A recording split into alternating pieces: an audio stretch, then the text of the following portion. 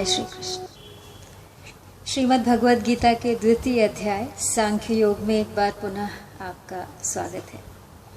आज इस अध्याय के अंतिम 12 श्लोक लेकर आई हूँ। कुल 72 श्लोक हैं इस अध्याय में। तो पिछले 10 श्लोकों का मुख्य भाव यही था कि व्यक्ति हर स्थिति में समान रहे, सुख दुख को समान समझे, कर्म के फल को भी त्याग दे, उसकी कामना को त्याग दे, स्थित प्रज्ञ बने, यानी संसार में रहते हुए, संसार के विषयों में रहते हुए उनसे लिप्त न हो, उनसे चिपके नहीं। तो एक बार उन्हीं 10 श्लोकों का भाव फिर से दोहराते हैं। नित बुद्धि युत हो कर्म के फल त्यागते मतिमान है, वे जन्म बंधन तोड़ पद पाते सदैव महान है। इस मोह के गंदले सलिल से पार मति होगी जभी, वैराग्य होगा सब विषय में जो सुना सुनना अभी। श्रुति भ्रांत बुद्धि समाधि में निश्चल अचल होगी जभी, हे पार्थ योग समत्व होगा प्राप्त यह तुझको तभी। तब अर्जुन ने कहा, केशव किसे दृढ़ प्रज्ञ जन अथवा समाधि स्थित कहें, फिर बुद्धि कैसे बोलते, बैठे चलें कैसे रहें। तब श्री भगवान ने उत्तर दिया, हे पार्थ मन की कामना जब छोड़ता है जन सभी, हो आप आपे में मगन दृढ़ प्रज्ञ होता है तभी। सुख में न चाहे न खेद जो दुख में कभी अनुभव करे, फिर बुद्धि वह मुनिराग एवं क्रोध भय से जो परे। शुभ या अशुभ जो भी मिले उसमें न हर्ष न द्वेष हो, निस्नेह जो सर्वत्र है फिर बुद्धि होता है वही। हे पार्थ जो कछुआ समेटे अंग चारों छोर से, फिर बुद्धि जब यूं इंद्रियां सिमटे विषय की ओर से। होते विषय सब दूर हैं, आहार जब जन त्यागता, रस किंतु रहता ब्रह्म को कर प्राप्त वह ही भागता। कौन्तेय करते यत्न इंद्रिय दमन हित विद्वान है, मन किंतु बल से खींच लेती इंद्रियां बलवान है। तब उससे आगे प्रारंभ करती हूं। 61वां श्लोक है ये। पूर्व श्लोक में यह बताया गया था कि रस बुद्धि रहने से यत्न करते हुए विद्वान मनुष्य की भी इंद्रियां उसके मन को हर लेती हैं, जिससे उसकी बुद्धि परमात्मा में प्रतिष्ठित नहीं होती। अतः इस रस बुद्धि को कैसे दूर किया जाए, इसका उपाय आगे के श्लोक में बताया है। तानि सर्वाणि संयम्य युक्त आसीत मत्परः, वशे हि यस्येन्द्रियाणि तस्य प्रज्ञा प्रतिष्ठिता। अर्थात कर्मयोगी साधक उन संपूर्ण इंद्रियों को वश में करके मेरे परायण होकर बैठे, क्योंकि जिसकी इंद्रियां वश में हैं उसकी ही बुद्धि स्थिर है। यानी जो बलपूर्वक मन का हरण करने वाली इंद्रियां हैं, उन सब को वश में करके अर्थात सजगता पूर्वक उनको कभी भी विषयों में विचलित न होने देकर स्वयं मेरे परायण हो जाए। तात्पर्य यह हुआ कि जब साधक इंद्रियों को वश में करता है, तब उसमें अपने बल का अभिमान रहता है कि मैंने इंद्रियों को अपने वश में किया है। यह अभिमान साधक को उन्नत नहीं होने देता और उसे भगवान से विमुख करा देता है। अतः साधक इंद्रियों का संयमन करने में कभी अपने बल का अभिमान न करे, उसमें अपने उद्योग को भी कारण न माने, केवल भगवत कृपा को ही कारण माने कि मेरी इंद्रियों के संयमन में जो सफलता मुझे मिली है वह केवल ईश्वर की कृपा से ही मिली है। इस प्रकार केवल भगवान के परायण होने से उसका साधन सिद्ध हो जाता है।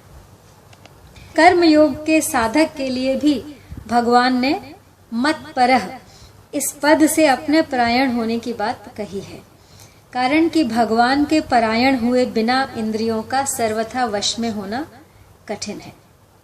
कर्म योग में त्याग है और त्याग से शांति व सुख मिलता है, परंतु यह प्राप्ति का सुख नहीं है, प्रत्युत दुख यानी अशांति मिटने का सुख है, जबकि भक्ति में प्राप्ति का सुख मिलता है। अतः भक्ति का प्रेम का सुख मिले बिना इंद्रियां सर्वथा वश में नहीं होती। दूसरी बात, कर्म योग में तो अत्यंत वैराग्य होने पर इंद्रियां वश में होती हैं, पर भक्ति में यानी भगवान के परायण होने से थोड़े वैराग्य से भी इंद्रियां सुगमता से वश में हो जाती हैं। इसलिए भगवान ने मत्परः पद का यहाँ प्रयोग किया है। तो भगवान के परायण होने से इंद्रियां तो वश में होकर रस बुद्धि से निवृत्त हो ही जाएंगी, पर भगवान के परायण न होने से क्या होता है, इस पर आगे के 2 श्लोक में कहा गया है। ध्यायतो विषयान् पुंसः संगस्तेषुपजायते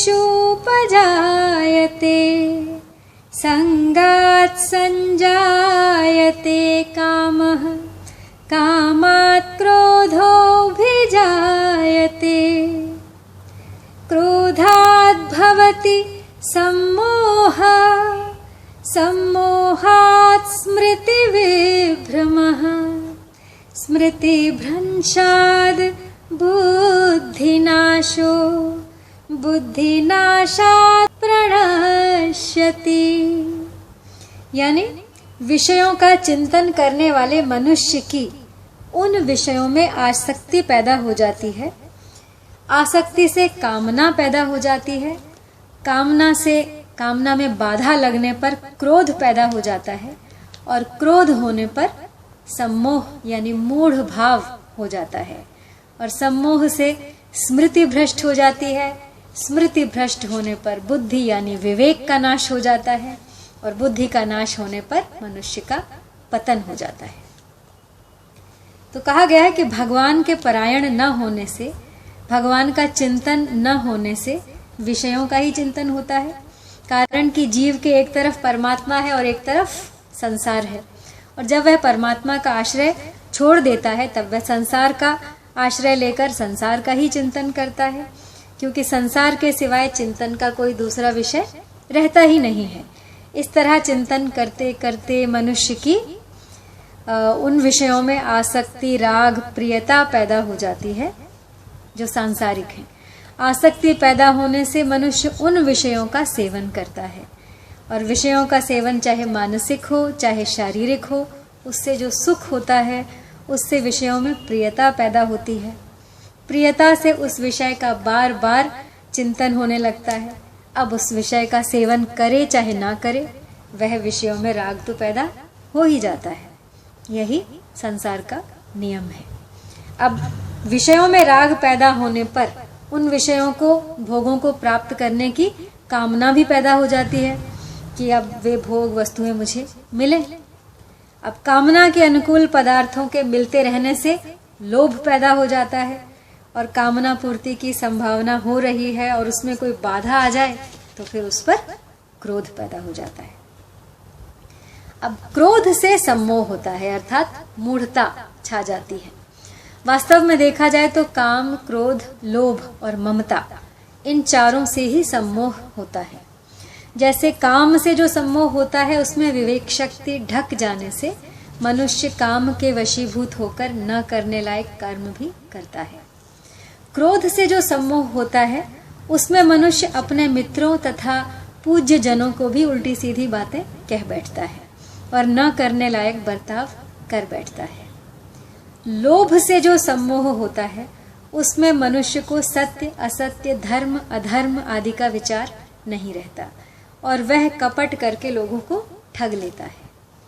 और ममता से जो सम्मोह होता है उसमें समभाव नहीं रहता, प्रत्युत पक्षपात पैदा हो जाता है। तो यहाँ विषयों का ध्यान करने मात्र से राग, राग से काम, काम से क्रोध, क्रोध से सम्मोह, सम्मोह से स्मृतिनाश, स्मृतिनाश से बुद्धिनाश और बुद्धिनाश से पतन, यह जो क्रम बताया है इसका विवेचन करने में तो देरी लगती है, पर इन सभी वृत्तियों के पैदा होने में और उससे मनुष्य का पतन होने में जरा भी देर नहीं लगती। बिजली के करंट की तरह ये सभी वृत्तियां तत्काल पैदा होकर मनुष्य का पतन कर देती हैं। अब भगवान आगे के श्लोक में स्थित प्रज्ञ कैसे चलता है, इस चौथे प्रश्न का, अर्जुन के चौथे प्रश्न का उत्तर देते हैं। राग द्वेष विषयुक्तस्तु विषयानि इंद्रियैश्चरन् आत्मवश्यै विधेयात्मा प्रसादम् अधिगच्छति। प्रसादे सर्वदुःखानां हानिरस्योपजायते प्रसन्नचेतसो ह्याशु बुद्धिः पर्यवतिष्ठते। अर्थात वशीभूत अंतःकरण वाला कर्मयोगी साधक राग द्वेष से रहित अपने वश में की हुई इंद्रियों के द्वारा विषयों का सेवन करता हुआ अंतःकरण की निर्मलता को प्राप्त हो जाता है। निर्मलता को प्राप्त होने पर साधक के संपूर्ण दुखों का नाश हो जाता है और ऐसे शुद्ध चित्त वाले साधक की बुद्धि निस्संदेह बहुत जल्दी परमात्मा में स्थिर हो जाती है।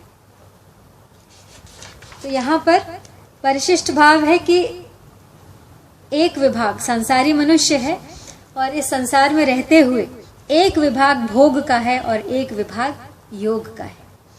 योग राग द्वेष से युक्त भोगी मनुष्य अगर विषयों का चिंतन भी करे तो उसका पतन हो जाता है, और राग द्वेष से रहित योगी मनुष्य अगर विषयों का सेवन भी करे तो उसका पतन नहीं होता, परंतु वह परमात्म तत्व को प्राप्त हो जाता है।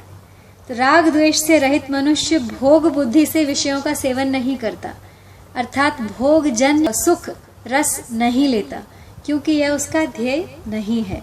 वह भोगों को राग पूर्वक न भोग कर त्याग पूर्वक भोगता है। इससे उसका अंतःकरण निर्मल हो जाता है। त्याग पूर्वक भोग वास्तव में भोग है ही नहीं, लोगों की दृष्टि में उसके द्वारा भोग का आचरण दिखता है, इसलिए यहाँ विषयान चरण पद आए हैं। राग द्वेष से रहित होने पर प्रसाद की प्राप्ति होती है। हरदम प्रसन्नता रहे, कभी खिन्नता न आए, नीरसता न आए, यही प्रसाद है। इस प्रसाद की प्राप्ति में भी संतोष न करे, इसका उपभोग न करे तो बहुत जल्दी परमात्मा की प्राप्ति हो जाती है। तो यहाँ पे ये बहुत जरूरी बात जानने योग्य बताई गई है कि योगी मनुष्य अगर विषयों का सेवन भी करता है तो उसका पतन नहीं होता। तो योगी मनुष्य भावना से योगी होता है, त्याग से योगी होता है। नास्ति बुद्धिर्युक्तस्य न चायुक्तस्य भावना न चाभावयतः शांतिर शांतस्य कुतः सुखम। यानी जिसके मन इंद्रियां संयमित नहीं हैं, ऐसे मनुष्य की व्यवसायात्मिका बुद्धि नहीं होती, और व्यवसायात्मिका बुद्धि न होने से उस अयुक्त मन में, मनुष्य में निष्काम भाव अथवा कर्तव्य परायणता का भाव नहीं होता। निष्काम भाव न होने से उसको शांति नहीं मिलती, फिर शांति रहित मनुष्य को सुख कैसे मिल सकता है। तो यहाँ अहंता यानी मैंपन का परिवर्तन हुए बिना इंद्रियां वश में नहीं होती, और इंद्रियों को वश में किए बिना एक निश्चय वाली बुद्धि भी नहीं होती। यदि अहंता का परिवर्तन हो जाए कि मैं साधक हूँ और साधना करना ही मेरा काम है, तो मन इंद्रियां अपने आप में वश में हो जाती हैं, उनको वश में करना नहीं पड़ता। तो जिसकी बुद्धि व्यवसायात्मिका नहीं होती, उसकी मुझे तो केवल अपने कर्तव्य का पालन करना है, फल की इच्छा, कामना, आसक्ति आदि का त्याग करना है, ऐसी भावना नहीं आती। ऐसी भावना न होने का ही कारण है कि अपना ध्येय स्थिर न होना। जो अपने कर्तव्य के परायण नहीं रहता उसको शांति नहीं मिल सकती। जिस किसी व्यक्ति ने भी जो भी कार्य करने का संकल्प किया है, यदि वह अपने कार्य से विमुख होता है तो अशांति पैदा होती है। तो जो अशांत है वह सुखी कैसे हो सकता है? कारण कि उसके हृदय में हरदम हलचल होती रहती है। बाहर से उसको कितने ही अनुकूल भोग आदि मिल जाएं तो भी उसके हृदय की हलचल नहीं मिट सकती, अर्थात वह ऐसे सुखी नहीं हो सकता। तो अयुक्त पुरुष की बुद्धि एक निश्चय वाली क्यों नहीं होती, इसका कारण आगे के श्लोक में बताया गया है। इंद्रियाणाम हि चरताम यन्मनो अनुविधीयते तदस्य हरति प्रज्ञां वायुर्नावमि वाम्भसि। कारण कि अपने अपने विषयों में विचरती हुई इंद्रियों में से एक ही इंद्रिय जिस मन को अपना अनुगामी बना लेती है, वह अकेला मन जल में नौका को वायु की तरह इसकी बुद्धि को हर लेता है। इंद्रियां मन का हरण करती हैं और मन बुद्धि का हरण करता है। दूसरी बात, बुद्धि को हरने के विषय में मन ही मुख्य है, इंद्रियां नहीं। कारण कि जब तक किसी इंद्रिय के साथ मन नहीं रहता तब तक उस इंद्रिय को अपने विषय का भी ज्ञान नहीं होता। दत्तात्रेय जी महाराज कहते हैं, जिसका चित्त आत्मा में ही निरुद्ध हो जाता है उसको बाहर भीतर कहीं किसी पदार्थ का भान नहीं होता। तो मैंने देखा था कि एक बाण बनाने वाला कारीगर बाण बनाने में इतना तन्मय हो रहा था कि उसके पास से ही दल बल के साथ राजा की सवारी निकल गई और उसको पता तक न चला। तो बाण बनाने वाले की कर्णेंद्रिय भी थी और उसका विषय शब्द भी था, पर मन उस तरफ न रहने से वह सुनाई नहीं दिया। जब मन साथ न रहे तो इंद्रिय को अपने विषय का ज्ञान नहीं होता। हमारे साथ भी अक्सर ऐसा होता है, हमारा ध्यान कहीं और होता है, तो कभी कभी कोई हमारे सामने बोल रहा होता है और हमें कुछ भी पता नहीं रहता क्योंकि हम कुछ और ही सोच रहे होते हैं। तो फिर जब मन साथ न रहे तो इंद्रिय को अपने विषय का ज्ञान नहीं होगा और इंद्रिय बुद्धि को फिर कैसे हर सकती है। तो अयुक्त पुरुष की निश्चयात्मिका बुद्धि क्यों नहीं होती, इसका हेतु तो पूर्व श्लोक में बता दिया गया है। अब जो युक्त होता है उसकी स्थिति का वर्णन करने के लिए आगे के श्लोक में कहते हैं, तस्माद्यस्य महाबाहो निगृहीतानि सर्वशः इन्द्रियाणीन्द्रियार्थेभ्यस्तस्य प्रज्ञा प्रतिष्ठिता। इसलिए हे महाबाहो, जिस मनुष्य की इंद्रियों के विषयों से सर्वथा वश में की हुई हैं, उसकी बुद्धि स्थिर है। यहाँ सर्वशः पद देने का तात्पर्य है कि संसार के साथ व्यवहार करते हुए अथवा एकांत में चिंतन करते हुए किसी भी अवस्था में उसकी इंद्रियां भोगों में, विषयों में प्रवृत्त नहीं होती। व्यवहार काल में कितने ही विषय उसके संपर्क में क्यों न आ जाएं, पर वे विषय उसको विचलित नहीं कर सकते। उसका मन भी इंद्रिय के साथ मिलकर उसकी बुद्धि को विचलित नहीं कर सकता। जैसे पहाड़ को कोई डिगा नहीं सकता, उसकी बुद्धि में इतनी दृढ़ता आ जाती है कि उसका मन किसी भी अवस्था में डिग नहीं सकता, कारण कि उसके मन में उन विषयों का महत्व ही नहीं रहा। और निगृहीतानि का तात्पर्य है कि इंद्रियां विषयों से पूरी तरह वश में की हुई हैं, अर्थात विषयों में उनका लेश मात्र भी राग, आसक्ति, खिंचाव नहीं रहा है। जैसे सांप के दांत निकाल दिए जाएं तो फिर उसमें जहर नहीं रहता, वह किसी को भी काट लेता है तो उसका फिर कोई असर नहीं होता। ऐसे ही इंद्रियों को राग द्वेष से रहित कर देना ही मानो उनके जहरीले दांत निकाल देना है। फिर उन इंद्रियों में यह ताकत नहीं रहती कि वे साधक को पतन के मार्ग में ले जाए। तो इस श्लोक का तात्पर्य है कि साधक को दृढ़ता से यह निश्चय कर लेना चाहिए कि मेरा लक्ष्य परमात्मा की प्राप्ति करना है, भोग भोगना और संग्रह करना मेरा लक्ष्य नहीं है। अगर ऐसी सावधानी साधक में निरंतर बनी रहेगी तो उसकी बुद्धि स्थिर हो जाएगी, उसकी इंद्रियां सर्वथा वश में हो जाएंगी। तो जिसकी इंद्रियां सर्वथा वश में है उसमें और साधारण मनुष्यों में अब क्या अंतर है, ये आगे के श्लोक में। या निशा सर्वभूतानां तस्यां जागर्ति संयमी यस्यां जागृति भूतानि सा निशा पश्यतो मुने। यानी संपूर्ण प्राणियों की जो रात परमात्मा से विमुखता है उसमें संयमी मनुष्य जागता है, और जिसमें सब प्राणी जागते हैं यानी भोग और संग्रह में लगे रहते हैं, वह तत्व को जानने वाले मुनि की दृष्टि में रात है। तो कहने का अर्थ है कि सांसारिक मनुष्य दिन रात भोग और संग्रह में लगे रहते हैं और उनको ही महत्ता देते हैं, सांसारिक कार्यों में बड़े सावधान और निपुण होते हैं, तरह तरह के कला कौशल सीखते हैं, तरह तरह के आविष्कार करते हैं, लौकिक वस्तुओं की प्राप्ति में ही अपनी उन्नति मानते हैं, सांसारिक वस्तुओं की बड़ी महिमा गाते हैं, सदा जीवित रहकर सुख भोगने के लिए बड़ी बड़ी तपस्या करते हैं, देवताओं की उपासना करते हैं, मंत्र जाप करते हैं इत्यादि। परंतु जीवन मुक्त तत्वज्ञ महापुरुष तथा सच्चे साधकों की दृष्टि में वह बिल्कुल रात है, अंधकार है, उसका किंचित मात्र भी महत्व नहीं है, कारण कि उनकी दृष्टि में ब्रह्मलोक तक संपूर्ण संसार विद्यमान है ही नहीं। तो परमार्थिक विषय में उनकी बुद्धि जाती ही नहीं है। तो संसारी लोग तो केवल रात को ही देखते हैं, दिन को देखते ही नहीं, पर योगी दिन को भी देखता है और रात को भी, यही दोनों में फर्क है। उदाहरणार्थ बालक ने केवल बालकपना ही देखा है, जवानी नहीं, पर वृद्ध पुरुष ने वृद्धावस्था के साथ बालकपना भी देखा है और जवानी भी। तो रुपए रखने वाला व्यक्ति रुपयों के त्याग को नहीं जानता, परंतु रुपयों का त्याग करने वाला व्यक्ति संग्रह को भी जानता है, रुपए को कमाना भी जानता है, उसके त्याग को भी जानता है।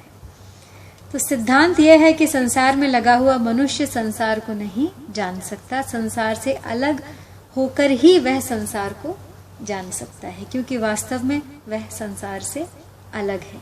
इसी तरह परमात्मा के साथ होकर ही मनुष्य परमात्मा को जान सकता है। तो मननशील संयमी मनुष्य को संसार रात की तरह दिखता है। इस पर अब यह प्रश्न उठता है कि वह सांसारिक पदार्थों के संपर्क में आता ही नहीं, अगर नहीं आता तो उसका जीवन निर्वाह कैसे होता है, और अगर आता है तो उसकी स्थिति कैसे रहती है, क्योंकि इन बातों का विवेचन आगे के श्लोक में किया गया है। आपूर्यमाणमचल प्रतिष्ठम समुद्रमापः प्रविशन्ति यद्वत् तद्वत् कामायं प्रविशन्ति सर्वे स शान्तिमाप्नोति न कामकामी। यानी जैसे संपूर्ण नदियों का जल चारों ओर से जल द्वारा परिपूर्ण समुद्र में आकर मिलता है, पर समुद्र अपनी मर्यादा में अचल स्थित रहता है, ऐसे ही संपूर्ण भोग पदार्थ जिन संयमी मनुष्यों ने उत्पन्न किए विकार बिना ही प्राप्त होते हैं, वही मनुष्य परम शांति को प्राप्त होता है, भोगों की कामना करने वाला नहीं। अपनी कामना के कारण ही यह संसार जड़ दिखता है, वास्तव में तो यह चिन्मय परमात्मा ही है। जब मनुष्य कामना रहित हो जाता है तब उससे सभी वस्तुएं प्रसन्न हो जाती हैं। वस्तुओं के प्रसन्न होने की पहचान यह है कि उस निष्काम महापुरुष के पास आवश्यक वस्तुएं अपने आप आने लगती हैं, उसके पास आकर सफल होने के लिए वस्तुएं लालायित रहती हैं। परंतु कामना न रहने के कारण वस्तुओं के प्राप्त होने पर अथवा न होने पर भी उसके भीतर कोई विकार, हर्ष आदि उत्पन्न नहीं होता। उसकी दृष्टि में वस्तुओं का कोई मूल्य या महत्व नहीं रह जाता। इसके विपरीत कामना वाले मनुष्य को वस्तुएं प्राप्त हों अथवा न हो, उसके भीतर सदा अशांति बनी रहती है। अब आगे के श्लोक में स्थित प्रज्ञ कैसे चलता है, इस प्रश्न के उत्तर का उपसंहार करते हैं। विहाय कामान्यः सर्वान् पुमांश्चरति निःस्पृहा निर्ममो निरहंकारः स शांतिम अधिगच्छति। यानी जो मनुष्य संपूर्ण कामनाओं का त्याग करके स्पृहा रहित, ममता रहित और अहंता रहित होकर आचरण करता है, वह शांति को प्राप्त हो जाता है। तो कामना का त्याग होने पर भी शरीर निर्वाह मात्र के लिए कुछ न कुछ वस्तु, व्यक्ति, पदार्थ आदि की आवश्यकता रह जाती है, जिसे स्पृहा कहते हैं। तो स्थित प्रज्ञ महापुरुष में शरीर निर्वाह मात्र की आवश्यकता का तो कहना ही क्या, शरीर की भी आवश्यकता नहीं रहती, कारण कि शरीर की आवश्यकता ही मनुष्य को पराधीन बनाती है। आवश्यकता तभी पैदा होती है जब मनुष्य उस वस्तु को स्वीकार कर लेता है जो अपनी नहीं है। कर्मयोगी किसी भी वस्तु को अपनी और अपने लिए नहीं मानता, प्रत्युत संसार की और संसार के लिए ही मानता है। इसलिए उसको किसी भी वस्तु की आवश्यकता नहीं रहती। तो कामना और स्पृहा दोनों का त्याग करने का तात्पर्य है कि वस्तुओं की कामना भी न हो और निर्वाह मात्र की कामना भी न हो। तो अगला और अंतिम श्लोक है आज का। कामना, स्पृहा, ममता और अहंता से रहित होने पर उसकी क्या स्थिति होती है, इसका वर्णन इस श्लोक में किया गया है।